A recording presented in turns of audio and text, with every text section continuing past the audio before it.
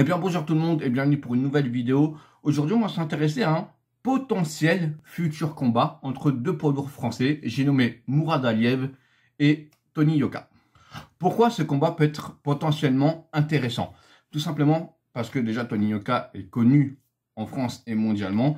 D'ailleurs les Américains le considèrent comme un futur champion poids lourd. Quelqu'un qui pourrait potentiellement, pas gagner mais poser des problèmes à des Wilder, Fury et Joshua, voire même battre Joshua, ou des Wilder ou des Fury. Je pense qu'avec une bonne préparation, et alors je dis pas qu'il gagnera des premiers matchs, mais en affrontant Wilder, Fury ou Joshua en deuxième ou troisième combat, lors de leur deuxième affrontement, peut-être que Tony pourra gagner, on ne sait pas. La boxe, ça se joue sur un coup et c'est terminé.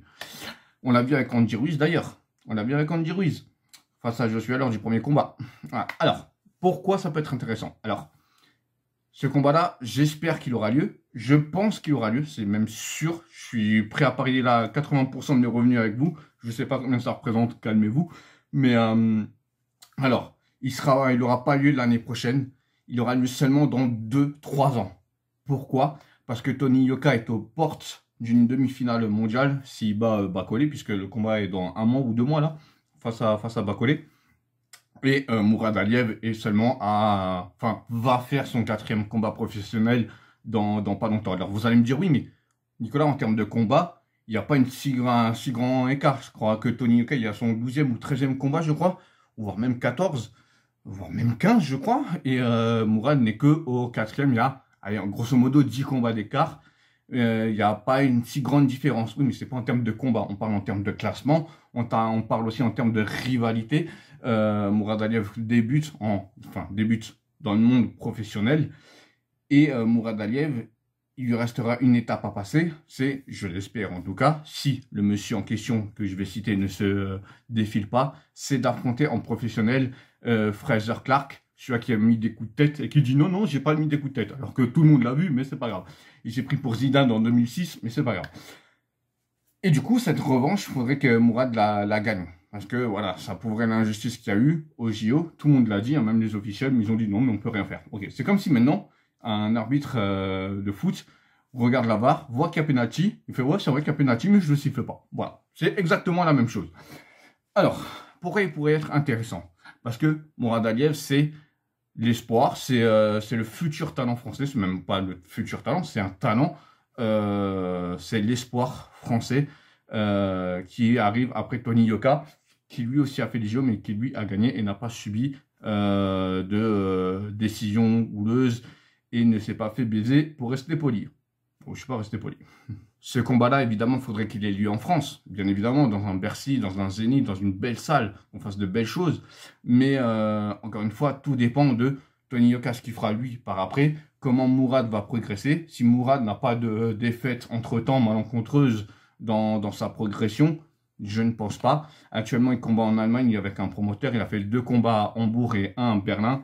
Et il est à 3 victoires pour 3 combats, dont 1 par KO. Et il est invaincu en pro, comme Tony Yoka. Je pense que les deux, ça pourrait les intéresser. Et je pense que c'est le prochain combat français qu'on aura. Franco-français, le gros choc, en tout cas, gros choc dans la catégorie reine des poids lourds. On aura peut-être des Christian Mbili face à Sanendam un jour, si un jour ça se fait. C'est à ça de se faire, mais ça s'est pas fait. Mais peut-être qu'un jour. Mais là, je parle juste uniquement dans la catégorie poids lourd. Mourad Aliev face à Tony Yoka, ça peut être quelque chose de très intéressant. Et comme dit, il faut voir si ils ont pas, faut voir comment ils progressent au fur et à mesure en fait de leur carrière. Une défaite pourrait faire ce combat-là plus tôt que prévu. Et comme je disais, c'est le prochain combat français intéressant parce que je sais, Tony Yoka devait affronter normalement Carlos Takam qui malheureusement s'est blessé. Et quand je vois des gens sur internet dire que Carlos Takam a peur et qu'il se défile, vous connaissez pas le bonhomme. Je vous invite à vous renseigner sur comment il a accepté le combat face à Anthony Joshua et à voir comment les Anglais l'ont publicité, l'ont félicité pour le putain de combat qu'il a fait. Et je pèse mes mots. Voilà. Et il n'aurait jamais dû être arrêté par l'arbitre. Voilà. C'est mon point de vue. Pourquoi je pense que ce combat face à Carlos Takam ne se fera pas? Tout simplement parce que si Tony Yoka bat Bak-Holy, il va affronter derrière Hrgović. C'est sûr, le croate. Hrgović, je suis désolé, hein. On critique beaucoup Tony Yoka par rapport à son début de carrière, que soi-disant il affronte des vigiles du Lidl. Alors déjà, il faudra m'expliquer à quel moment vous voyez des vigiles au Lidl et des boulangers, des peintres en bâtiment, et que c'est pas des gaillards. Alors je vous invite à vous renseigner sur la boxe. Hein. Voilà, tout bonnement, Christian Hammer, c'est un gars qui a tenu des sparring shows avec Klitschko, c'est un gars qui a fait des championnats du monde, qui était pas loin d'être champion du monde, ça s'est joué à très peu, et c'est un gars très costaud, Christian Hammer. Son promoteur, c'est un connard, mais ça c'est autre chose. Ensuite, Carlos Takam, on va pas se mentir, il est en fin de carrière. Il est en fin de carrière. Carlos Takam, je lui souhaite, je pense qu'il lui reste 5-6 combats grand max. S'il en fait mieux, s'il en fait plus, tant mieux. Je lui souhaite grand bien lui fasse. Qui nous ramène une ceinture en France, qui bat plein de gens et qui met KO tout le monde. Je lui souhaite que ça. Malheureusement, on va pas se mentir, il est un peu sur la fin. Johan Jopa, il a arrêté. Johan Jopa, à ma connaissance, il a arrêté. Il voulait aussi combattre Carlos Takam. Il avait dit qu'avant de prendre sa retraite, il voulait affronter Takam et Yoka. Yoka, c'est fait. Takam, ça s'est pas fait. Encore une fois, il est blessé. Ils n'avaient pas les mêmes ambitions. Mais voilà, encore une fois, pour l'instant, Takam est blessé. Peut-être que cette blessure, ça dépend du temps dont il va se remettre, Carlos Takam, va en faire en sorte qu'il prendra peut-être une retraite un peu plus anticipée que ce qui était prévu. Je ne sais pas. Je ne fais pas partie du clan de Takam, je ne suis pas son entraîneur, je ne suis pas dans la tête de Carlos Takam, je connais pas ses envies. Il n'y a que lui qui peut répondre à cette question. On va me dire, il y a Noéfel Wata. Oui, mais je crois qu'il est assez loin classé. Et alors, est-ce qu'un combat pourrait potentiellement l'intéresser? Oui, bien évidemment. Hein. Noéfel Wata, c'est un gars qui a boxé Johan Jopa, qui a posé des problèmes à Johan Jopa et qui a perdu, mais il lui a posé des problèmes. Et je pense que face à Yoka et Mourad Aliev, ça serait pareil. Quoique, à Mourad Aliev, actuellement, ça pourrait être intéressant, ou un Noéfel Wata pourrait gagner, mais le temps que Mourad Aliev se perfectionne parce qu'il faut bien comprendre que la boxe amateur et la boxe professionnelle, ça n'a strictement rien à voir. Hein. Donc voilà, je ferai peut-être un jour une vidéo là-dessus pour expliquer à peu près, même si c'est très complexe. Et Noéfel Wata, Mourad Aliev, là maintenant tout de suite, moi je donne gagnant Noéfel Wata. Si Mourad Aliev a 5-6 combats avec 5-6 victoires et plusieurs KO, je donne Mourad Aliev. Voilà, pour que vous compreniez un peu. Tony Yoka, Noéfel Wata. Quel intérêt pour Tony Yoka? Quel intérêt? Noéfel Wata est assez loin dans les classements. Bon, il est loin, il n'est pas non plus 200e. Mais je crois qu'il est dans les 50 ou 40 premiers. Et même non, j'abuse, je le respecte pas. Je suis un connard, moi. Je crois qu'il est dans les 30, 20e.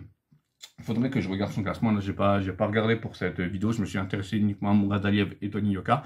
Mais c'est quelque chose qui pourrait se faire si, encore une fois, Tony Yoka perd face à Bakole, ce que je ne pense pas, ou perd face à Ergovic, ce qui est un peu plus envisageable, même si je ne pense pas.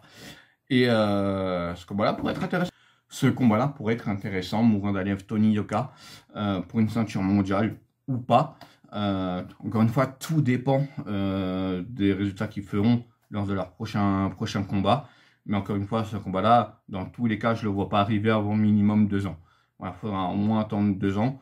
Voir si les deux ont envie de se boxer aussi, voir si ça se fait. Alors, petite parenthèse, on va me dire, oui, mais il y a Raphaël Tronchet, Tony Yoka esquive Raphaël Tronchet.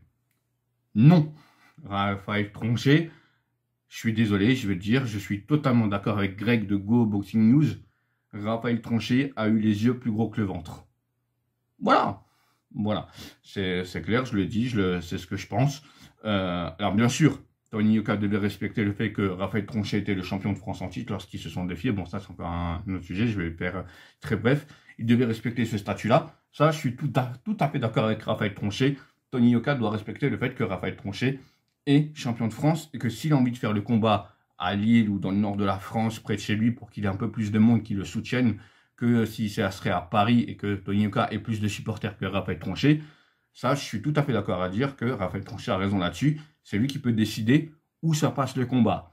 Après que les termes d'argent, ouais, je prends 80%, machin, nanani, nanana, tout ça, c'est du vent, mon ami. Tony Yoka, tu sais très bien que les gens vont venir plus pour Tony Yoka que Raphaël Tronchet. Malheureusement, c'est véridique. C'est véridique, c'est comme ça. Et Ça, du coup, Raphaël Tronchet n'a pas respecté ce statut-là. Bon, après, Tony Yoka, est-ce qu'il a vraiment respecté le statut que Raphaël Tronchet ait été champion de France? Ah, c'est compliqué. C'est compliqué, c'est compliqué.